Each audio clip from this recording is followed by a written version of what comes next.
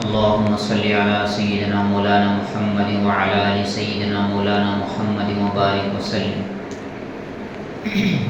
الحمد لله نحمده ونصلي على رسوله الكريم. أما بعد، قال الله تبارك وتعالى: كنتم خير أمة أخرجت للناس تأمرون بالمعروف وتنهون عن المنكر وتؤمنون بالله. وقال الله تبارك وتعالى: يا أيها الذين آمنوا استعينوا بالصبر والصلاة إن الله مع الصابرين. صدق اللہ العظیم. محترم عزیز بھائیوں، بزرگوں، دوستوں، اللہ تبارک و تعالیٰ کا بہت ہی بڑا احسان، کرم، فضل کہ اللہ تبارک و تعالیٰ نے مجھے اور آپ کو جمعہ جیسے مبارک بابرکت کے دن جلد سے جلد مسجد آنے کی توفیق عطا فرمائے. اللہ تبارک و تعالیٰ جتنے بھی ہم کو نیک کام کی توفیق دیتے ہیں اس پر اللہ کا شکر ادا کرنا چاہیے، کیونکہ اللہ تبارک و تعالیٰ ہر کسی کو اپنے گھر کو نہیں بلاتے. جس سے اللہ تبارک و تعالیٰ محبت کرتے ہیں، جس سے چاہتے ہیں اس کو اپنے گھر بلاتے ہیں اور اسی کو اپنے سامنے سر جھکانے کی توفیق عطا فرماتے ہیں. تو اللہ کا شکر ادا کرے کہ اللہ تبارک و تعالیٰ ہم سب کو دنیا کے جھنجھٹ سے نکال کر، کاروبار سے نکال کر، دنیا کے ماحول سے نکال کر جو ہے دینی ماحول میں، فرشتوں والی مجلس میں بیٹھنے کی توفیق عطا فرمائی، دین کی بات کہنے اور سننے کی توفیق عطا فرمائی. اللہ سے دعا کرے کہ اللہ تبارک و تعالیٰ صحیح بات کہنے کی اور سننے کی اور اس پر عمل پیرا ہونے کی اور اس کی دوسروں کو دعوت دینے کی توفیق عطا فرمائے. میرے بھائیو، بزرگوں، دوستو، ہم سب دنیا میں خود نہیں آئے. اللہ تبارک و تعالیٰ نے ہم سب کو دنیا میں بھیجا ہے.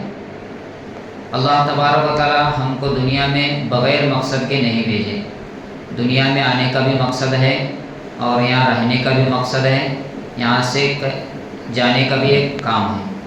ہمیشہ رہنے کوئی نہیں آئے. دنیا میں کوئی بھی انسان ایسا نہیں ہے جو ہمیشہ رہے گا. ہر ایک کی ایک مدت ہے. اس مدت کو پورا کرنے کے بعد انسان کو دنیا سے جو ہے قبر کے اندر جانا ہے. تو ایسے ہی اللہ تبارک و تعالیٰ ہم سب کو دنیا میں بھیج کر دنیا میں آنے کا مقصد سمجھائے. وہ کیا ہے؟ قرآن میں اللہ تبارک و تعالیٰ فرماتے ہیں: کنتم خیر امۃ اخرجت للناس تأمرون بالمعروف وتنہون عن المنکر وتؤمنون باللہ. کہ تم بہترین امت ہو، تم لوگوں کو نفع رسانی کے، تم بھلائی کا حکم کرتے ہو اور برائی سے روکتے ہو. کنتم خیر امت، تم بہترین امت ہو. اخرجت للناس، تم لوگوں کے نفع رسانی کے لیے نکالی گئی ہو. تأمرون بالمعروف، اچھائی کا حکم کرتی ہو. وتنہون عن المنکر، اور منکرات سے روکتی ہو، یعنی برائی سے ایک دوسرے کو روکتے ہو. وتؤمنون باللہ، اور ایک اللہ پر یقین رکھتے ہو، ایمان رکھتے ہو. تو یہ ہمارے دنیا میں آنے کے اور کرنے کے کام ہے کہ ہم سب کو جو ہے دنیا میں کیوں آئے ہیں؟ لوگوں کو نفع رسانی کے لیے، لوگوں کو فائدہ پہنچانے کے لیے. ہم سے امت کو فائدہ پہنچے، ہمارے ذریعے سے لوگوں کو نقصان نہ پہنچے. دوسرا کام کیا ہے کہ ہم بھلائی کا حکم کریں. ایسا نہیں کہ صرف اپنی عبادت کر رہے ہیں، اپنا ذکر ہوا، اپنی عبادت ہوا، بس لوگوں کی فکر نہیں، امت کی فکر نہیں. ایسا نہیں. ہم امت کے نفع رسانی کے لیے دنیا میں بھیجے گئے. ہمارے اندر امت کا درد و غم ہو. امت کے اندر جو ہے بہت غریب لوگ رہتے ہیں، یہاں بیمار لوگ رہتے ہیں، بہت تکلیف میں رہنے والے ہیں، پریشانی میں رہنے والے ہیں. ہر ایک کے ہمارے اندر فکر ہو، ہر ایک کی مدد کرنے کا ہمارے اندر جذبہ ہو. جس کے اندر جتنا جذبہ ہوتا ہے اللہ تبارک و تعالیٰ اس سے اتنا ہی کام لیتے ہیں. اگر ہمارے اندر امت کے اندر کام کرنے کا جذبہ ہے تو اللہ تبارک و تعالیٰ ہم سے بہت بڑا کام لیں گے. اگر ہمارے اندر فکر نہیں ہے تو اللہ تبارک و تعالیٰ ہم سے کام نہیں لیں گے.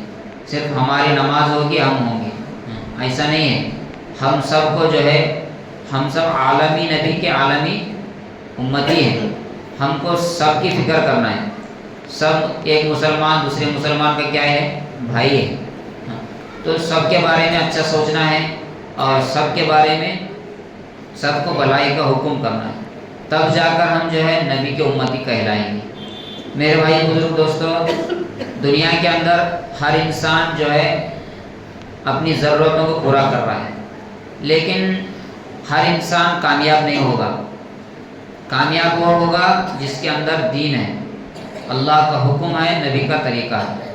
اگر یہ ہے تو غریب ہے تو بھی کامیاب ہوگا، مالدار ہے تو بھی کامیاب ہوگا۔ اگر زندگی میں دین نہیں ہے، مالدار ہے تو بھی ناکام ہوگا، غریب ہے تو بھی ناکام ہوگا۔ کامیابی کے لیے دین شرط ہے، مال شرط نہیں ہے۔ فرعون کے پاس سب سے زیادہ مال تھا، لیکن سب سے زیادہ ناکام فرعون ہوا۔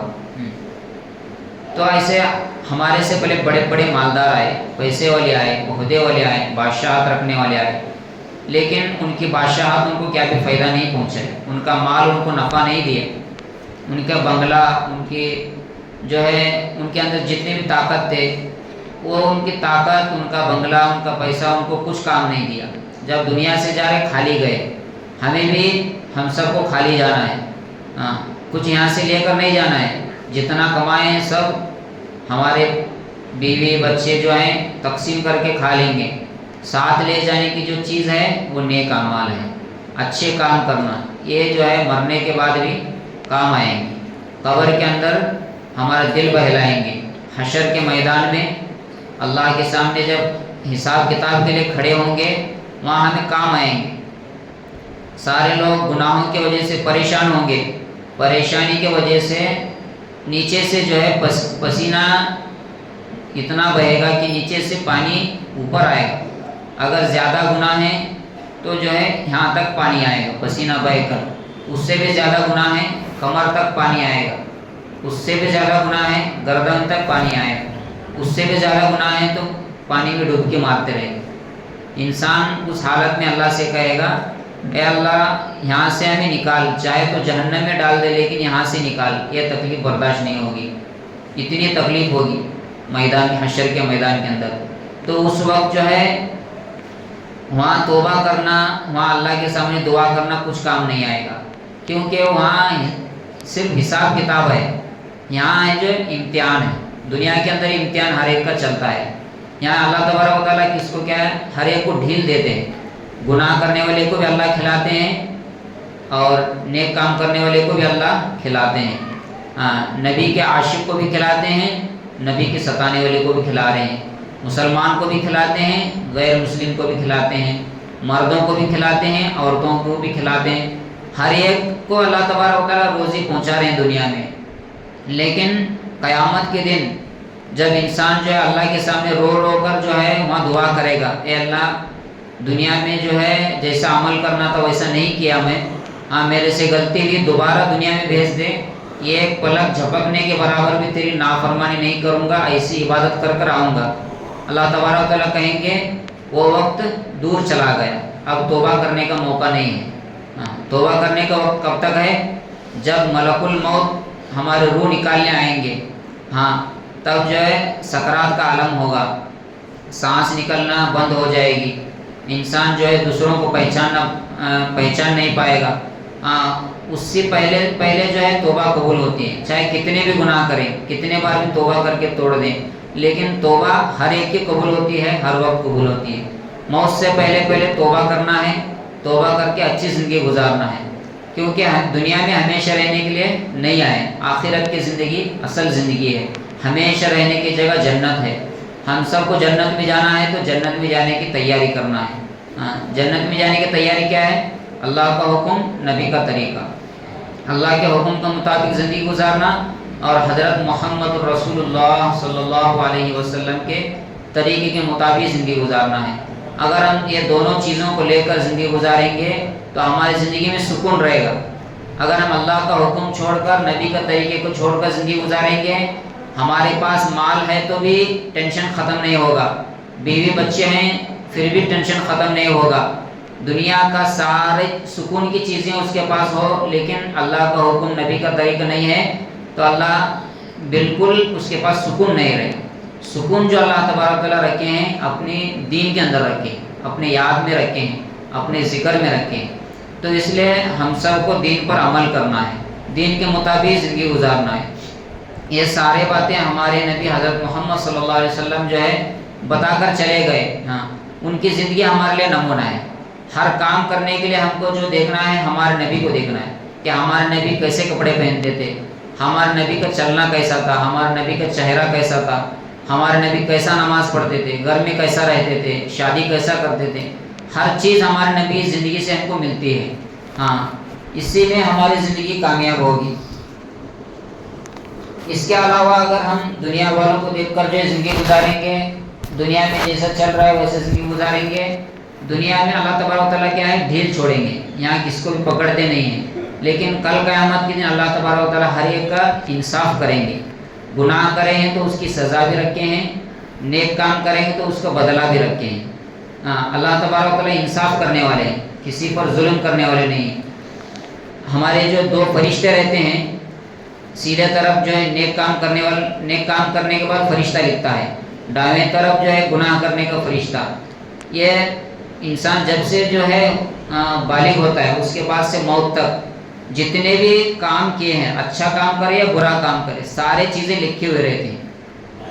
لیکن اگر انسان توبہ کرتا ہے، چاہے 50 سال کے بعد کرے، کبھی بھی کرے، 60 سال کی عمر میں کرے، اللہ تبارک و تعالیٰ جتنے بھی گناہ ہیں سارے گناہ کو مٹا دیتے ہیں توبہ کرنے کے بعد۔ توبہ ایسی چیز ہے کہ اس کے بعد نئی زندگی شروع ہو گئی، جتنے گناہ ہیں سارے گناہ معاف، اس کے بعد سے نئی زندگی شروع۔ ایسا نہیں کہ ایک بار توبہ کیے تھے اور اس کے بعد پھر گناہ ہو گیا پھر توبہ نہیں کر سکتے، ایسا نہیں ہے۔ کتنے ہی بار ہمارے سے گناہ ہو جائے اللہ معاف کرنے والے ہیں، اللہ غفور الرحیم ہے۔ توبہ کر کر جو ہے اچھی زندگی گزارنے کی کوشش کریں گے سب ساتھی انشاءاللہ۔ اللہ تبارک و تعالیٰ عمل کی توفیق عطا فرمائے، کئی باتوں اس پر عمل کی توفیق عطا فرمائے۔ جو حضرات سنت نہیں پڑھے وہ سنت ادا کریں۔